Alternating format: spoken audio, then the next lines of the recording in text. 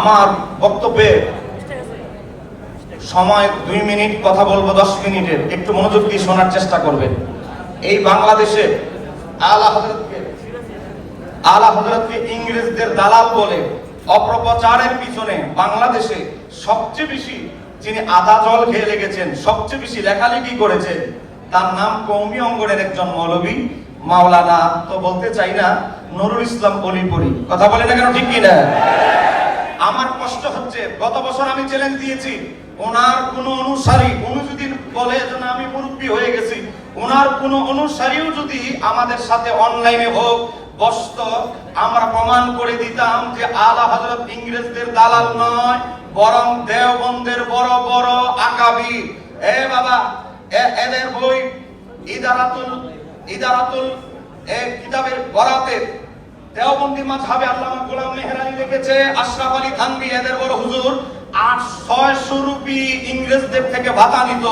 মাওলানা Rashid Ahmad Gangohi 800 rupee ইংরেজদের থেকে ভাতা নিত। আমি শুধু প্রমাণ চেয়েছিলাম গত বছর যে একটা প্রমাণ দেন, আলা হযরত 1 রুপি ইংরেজদের থেকে ভাতা নিত। এটা যদি প্রমাণ করতে পারেন, আমরা আলা হযরতের মস্তক ত্যাগ করে দেওবন্দি মস্তকে চলে যাব। ঠিক আছে, বলতে হবে ঠিক কিনা?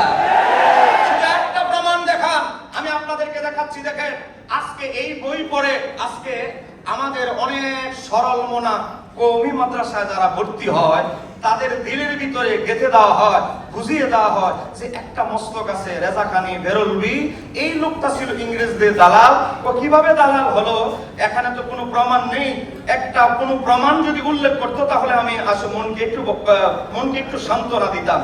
এবার দেখেন, সে লিখতেছে পৃষ্ঠা নাম্বার 226, মাওয়ায়েজে অলিপুরি। এটা আমরা বের করি নাই, যা আমরা বের করে তাদের নামে চালিয়ে দিচ্ছি। বই বের করেছে কে? Anwar library, 1/11/1, Islamic tower, Bangla Bazar, Dhaka 1100। Phone নাম্বারও আছে, চাইলে আপনারা ফোন নাম্বারও নিতে পারবেন, কাছেই তো আছে, নিয়ে ফেলবেন। দেখেন, উদ্দীপ লিখতেছে মাওলানা অলিপুরি 226 পৃষ্ঠায়, যার কলঙ্ক তারই লেখা গ্রন্থ, আলা হযরতের গ্রন্থের কথা বলছে। এলামুল আলাম, যদিও বইয়ের নাম ঠিক মতো লিখতে পারি নাই, বি আন্নাল হিন্দা দারুল ইসলাম। আহা, যাই হোক, বইয়ের নামের অবস্থা তো 12টা বাজি ফেলেছে, বহন করেছে। এখন দেখেন, এই বই আলা হযরত লিখেছে, ফতোয়া রিজভিয়া 14 নম্বর খণ্ড। এখন আমাদের পাকিস্তানি ভাইরা ফতোয়া রিজভিয়া কপি করতে পারবেন, অ্যাপস বানিয়ে দিয়েছে, গত 1 মাস আগে উদ্বোধন হয়েছে। আপনারা কপি করে করে ফতোয়া রিজভিয়া বুঝতে পারবেন। একটু জোরে বলেন মারহাবা। ফতোয়া রিজভিয়া 14 নম্বর ভলিউমে এই রিসালাটা আছে।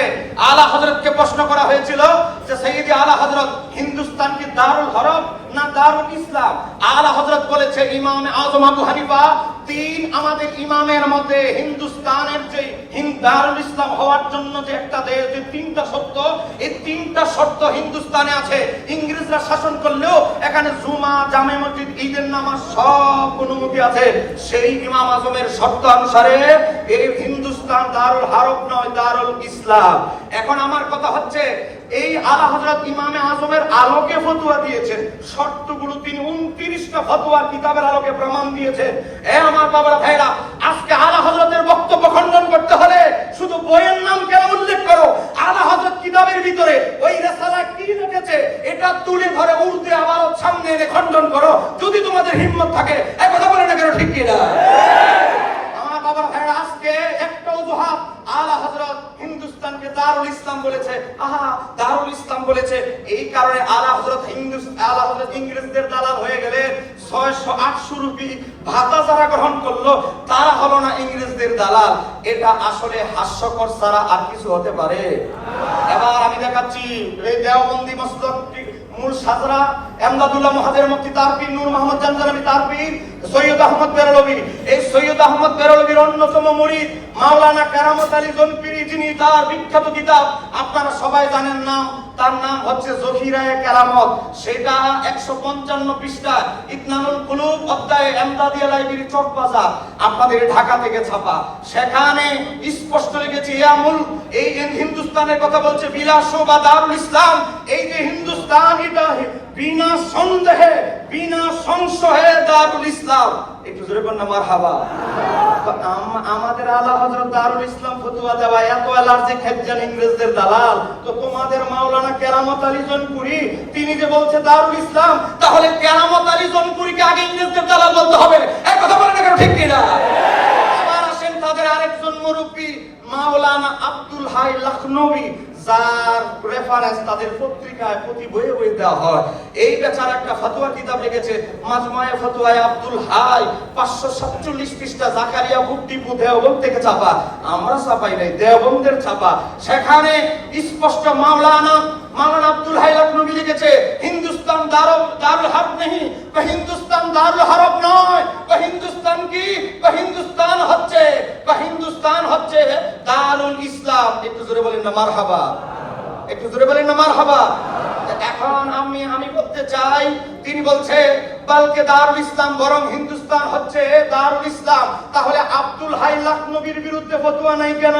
ফতোয়া শুধু একক আলা হযরতের বিরুদ্ধে কেন? আমরা বুঝতে পারছি আলা হযরত তাদের মুরব্বিদের গোমর ফাঁস করে দেওবন্দি মাযহাব, দেওবন্দি ফিতনাকে নাড়াচাড়া দিয়ে ফেলেছেন। চিৎকার দিয়ে বলতে হবে ঠিক কিনা? আমি আপনাদেরকে আরেকটা বই দেখাচ্ছি।